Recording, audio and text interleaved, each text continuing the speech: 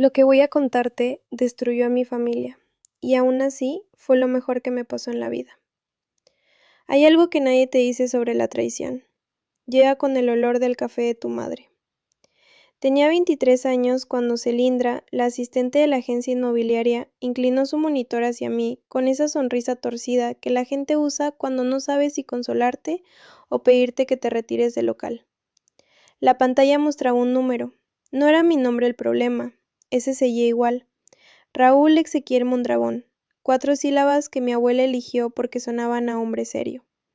El problema era lo que venía debajo del nombre, $341,000 con 80 centavos, en rojo. Una deuda que yo nunca había contraído, un historial crediticio que parecía el de alguien que había vivido 3 vidas simultáneas, todas irresponsables. Celindra me preguntó si quería un vaso de agua. Yo le pregunté si había algún error. Ella miró la pantalla otra vez, luego a mí, luego otra vez a la pantalla, y dijo que no. No hubo dramatismo en ese momento, no hubo música de fondo ni cámara lenta, solo el zumbido del aire acondicionado del local y el ruido de la calle afuera, y yo, sentado en esa silla de plástico azul, tratando de recordar si alguna vez había firmado algo que no debía haber firmado. No había firmado nada. Tenía 14 años cuando todo comenzó. Salí de la agencia y caminé 6 cuadras sin dirección. Era martes. Hacía ese calor pegajoso que convierte las ciudades en algo parecido a una boca. Me senté en el borde de una fuente seca, una de esas fuentes decorativas que las ciudades instalan y luego olvidan financiar, y abrí el reporte de crédito en mi teléfono. Lo había solicitado en el acto, ahí mismo, con los dedos temblando apenas lo suficiente para anotarlo. Lo que encontré no fue confuso, fue perfectamente claro, y eso era lo más aterrador. Había una empresa registrada a mi nombre. Se llamaba Distribuciones Mondragón e Hijos, SDRL, y había sido constituida cuando yo tenía 14 años, 2 meses y 11 días. Usaba mi número de seguro social, mi nombre completo, mi fecha de nacimiento. Había solicitado líneas de crédito con proveedores, había abierto cuentas comerciales, había acumulado deudas con 9 entidades distintas a lo largo de 9 años. 9 años en los que yo estudiaba la preparatoria, luego la universidad, luego buscaba trabajo, sin saber que en algún lugar del sistema financiero existía otra versión de mí que debía dinero a medio mundo. El nombre del representante legal de esa empresa era Dolores Amparo Mondragón, mi madre. Existían momentos en mi infancia que, mirados ahora desde este ángulo nuevo y brutal, adquirían un significado que antes no tenían. El día que mi padre, Severino, me pidió que firmara unos papeles del banco, porque era un trámite menor. Yo tendría 12 o 13 años. Él me dijo que era normal, que los padres hacían eso con sus hijos, que era algo de confianza familiar. Firmé sin leer. ¿Qué niño lee lo que sus padres le piden que firme? Los padres son la primera autoridad del mundo, son la primera versión de la ley que uno aprende a obedecer. Me quedé mirando el nombre de mi madre en la pantalla durante un tiempo que no supe medir. Luego la llamé. Respondí al segundo tono, con esa voz suya de siempre, caliente y rápida. La voz de alguien que nunca ha tenido miedo de hablar. Le dije lo que había encontrado. Le leí los números. Le pregunté qué era Distribuciones Mondragón e Hijos. Hubo una pausa brevísima, el tipo de pausa que no es duda sino cálculo. Y luego mi madre se rió. No una risa nerviosa, no una risa incómoda, una risa genuina, como si yo hubiera contado un chiste que tardé demasiado en entender. Raúl, la familia lo comparte todo, dijo. Así es como funcionan los negocios. Tu abuelo también lo hizo. Tú eres parte de esta familia. Yo no me reí. Le pregunté si entendía lo que estaba diciéndome. Le pregunté si sabía que eso tenía un nombre legal. Le pregunté cómo habían conseguido mi número de seguro social cuando yo tenía 14 años. Raúl, no seas dramático. Ven a cenar el domingo y hablamos. Colgué.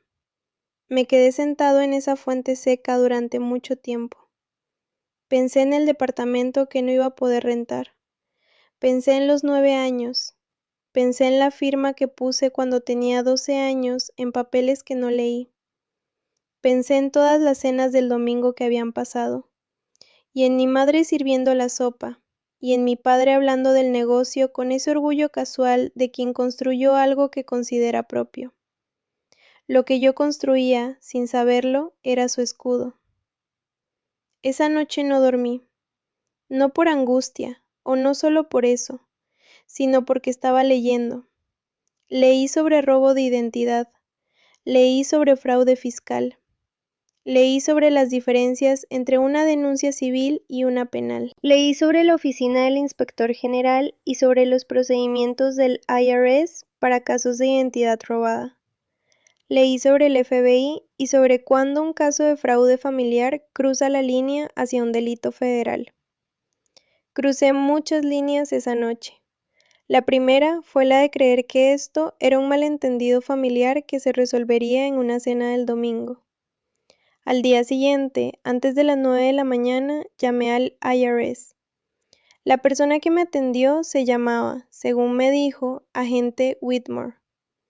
Tenía una voz plana y profesional, el tipo de voz que no revela nada, pero tampoco te hace sentir ignorado. Le expliqué la situación con la mayor precisión posible. Usé fechas, usé números, mencioné la empresa, el número de registro, los años de actividad. Mencioné mi edad al momento de la constitución. Whitmore me hizo preguntas durante 40 minutos.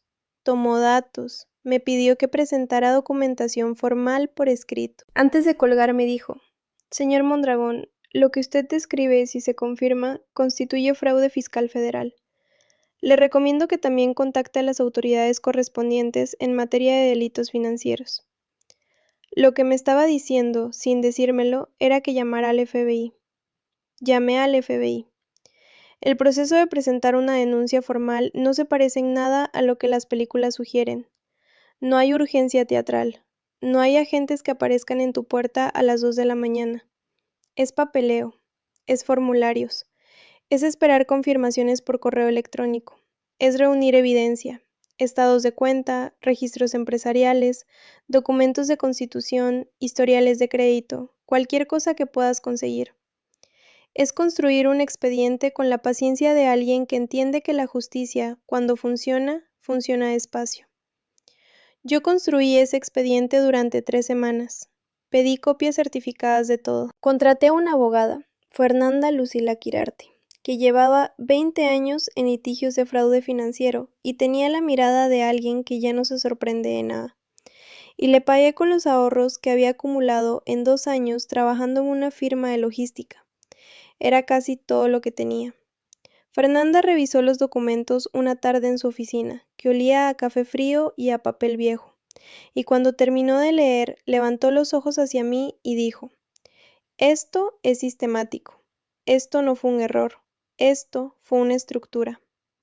Tenía razón, lo que mis padres habían construido no era un negocio mal administrado que usó mi nombre por conveniencia, era una arquitectura deliberada, una empresa constituida a nombre de un menor, blindada por la relación filial, diseñada para operar en un espacio donde la responsabilidad legal fuera difusa. Si las deudas llegaban a reclamarse legalmente, yo era menor de edad cuando se contrajo la mayoría. Mis padres podían argumentar confusión, error administrativo, interpretación cultural de lo que significa una empresa familiar. Lo habían pensado. Eso fue lo que me costó más aceptar. No la deuda, no el número en la pantalla de Celindra, sino el hecho de que alguien había pensado en mí como un instrumento, que la persona que me había enseñado a atarme los zapatos me había estudiado como una herramienta legal. Fernanda presentó las denuncias formales en semana 4. El IRS abrió una investigación. La División de Crímenes Financieros del FBI asignó el caso a 2 agentes cuyo nombre no mencionaré porque aún están activos. El proceso que comenzó esa semana duró 14 meses. 14 meses en los que no hablé con mis padres. Mi madre intentó contactarme 3 veces en el primer mes. La primera vez mandó un mensaje de texto que decía que yo estaba destruyendo la familia por una cuestión de dinero. La segunda vez llamó y colgué. La tercera vez apareció en el edificio donde yo vivía, en el cuarto de un amigo que me prestó espacio mientras resolvía el tema del departamento, y le dije al portero que no me subiera a visita sin aviso previo. No la vi. Mi hermano menor, Tobías, me llamó en el mes 3. Tobías tenía 19 años y no sabía bien qué estaba pasando porque mis padres le habían dado su versión, que era una versión donde yo era el hijo desagradecido que había traicionado a la familia por ambición. Tobías me preguntó si era verdad. Yo le conté todo, con fechas y números, sin dramatismo, como si estuviera explicando un expediente. Tobías se quedó en silencio durante un tiempo y luego dijo: ¿Usaron también mi nombre? No lo habían usado, o eso indicaban los registros hasta ese momento. Le sugerí que revisara su historial de crédito. Lo hizo esa misma tarde y me llamó de vuelta. No habían usado su nombre, pero sí habían usado el nombre de mi tía Consuelo, la hermana menor de mi madre, sin que ella lo supiera. Consuelo tenía 46 años, trabajaba como enfermera, y cuando la llamé para preguntarle si sabía de Distribuciones Mondragón e Hijos, se hizo un silencio en la línea que duró varios segundos antes de que ella dijera, muy despacio: Raúl, yo tampoco lo sabía. Consuelo se incorporó como denunciante. El caso creció. La investigación del IRS encontró irregularidades en las declaraciones fiscales de la empresa durante 7 años consecutivos. Ingresos no declarados, gastos personales cargados como gastos operativos, créditos fiscales solicitados con documentación que los agentes determinaron como falsa. El monto de la deuda fiscal federal, al final del proceso, superó el $1.200.000 entre capital, intereses y penalidades. Los agentes del FBI me entrevistaron 4 veces a lo largo del proceso. Cada entrevista duró entre 2 y 5 horas. Me preguntaron por cada documento que recordaba haber firmado. Me preguntaron por conversaciones, por fechas, por detalles que yo no sabía que recordaba hasta que alguien me pedía que los recordara.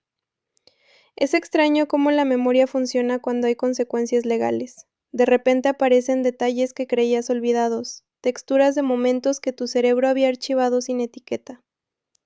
Recordé la tarde en que tenía 11 años y mi padre me mostró cómo funciona un negocio de verdad. Recordé que me hizo cargar unas cajas en un camión y me pagó 50 pesos y me dijo que eso era lo que se sentía ganar dinero propio. Recordé que esa tarde me pareció lo mejor que había hecho en mi vida. ¿Cuánto me había costado ese recuerdo? En el mes 11, mis padres contrataron un abogado. El abogado presentó un argumento que Fernanda me había anticipado: que todo había sido un error de interpretación cultural, que en muchas familias latinoamericanas el concepto de propiedad compartida hacía borrosas las líneas entre lo individual y lo colectivo, que no había habido intención dolosa. Era un argumento inteligente. No funcionó. Lo que no funcionó, específicamente, fue la evidencia documental.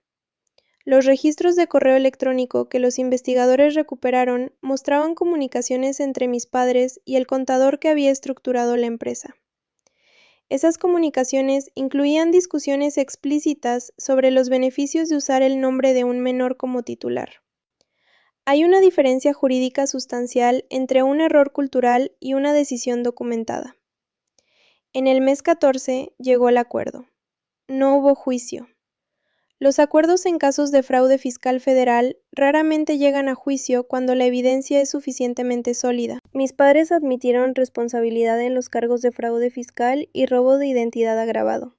El acuerdo incluía el pago de la deuda tributaria más penalidades, la liquidación de todos los activos de la empresa y una orden judicial que me exoneraba completamente de cualquier deuda contraída a mi nombre sin mi consentimiento mayor de edad. También perdieron la casa donde crecí, donde aprendí a leer, donde mi madre hacía café los domingos y lo olía desde mi cuarto, y eso era suficiente para hacer que el mundo pareciera ordenado. No estuve presente el día que la vaciaron, no fui a ver. Había algunas cosas que no necesitaba ver para saber que habían ocurrido. Lo que sí hice, 6 semanas después de que el acuerdo se firmó, fue volver a la agencia inmobiliaria donde Celindra me había mostrado el número en rojo. Celindra ya no trabajaba ahí. Me atendió un hombre joven con el pelo muy bien peinado que se llamaba, según su credencial, Anastasio. Le di mi reporte de crédito actualizado. Anastasio lo revisó, asintió y me dijo que todo parecía estar en orden. Firmé el contrato del departamento esa misma tarde. El departamento era pequeño y tenía una ventana que daba a una pared. No importaba, era mío. Era mío de una manera que no lo habría sido si el proceso hubiera sido fácil, si todo hubiera sido un malentendido resuelto en una cena del domingo. Era mío con toda la legalidad ruidosa y costosa y lenta de algo que se pelea de verdad. La primera noche que dormí ahí, escuché el ruido de la ciudad por la ventana que daba a la pared, y pensé en mi madre diciendo que la familia lo comparte todo, y pensé que tenía razón en algo. Lo que compartimos con nuestra familia nos forma. Lo que nos forma, a veces, también nos rompe. Y lo que nos rompe, si uno tiene la extraña disciplina de no apartarse de los hechos, puede volverse la cosa más clarificadora del mundo. No hablo con mis padres. No sé si algún día lo haré. Hay preguntas que uno puede hacerse sobre eso, sobre el perdón, sobre el tiempo, sobre lo que significa una familia cuando ya no puede definirse por lo que comparte.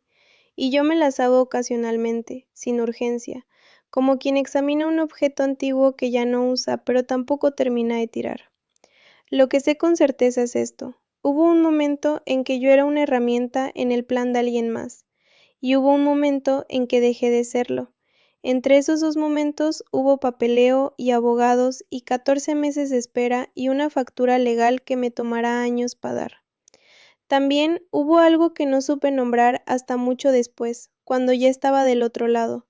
Se llama no tener miedo de saber la verdad, aunque la verdad te cueste todo lo que tenías. Si algo de esto te resonó, dale like. Es la única forma en que este video llega a quien más lo necesita. Y suscríbete. Lo que viene después es aún más difícil de creer.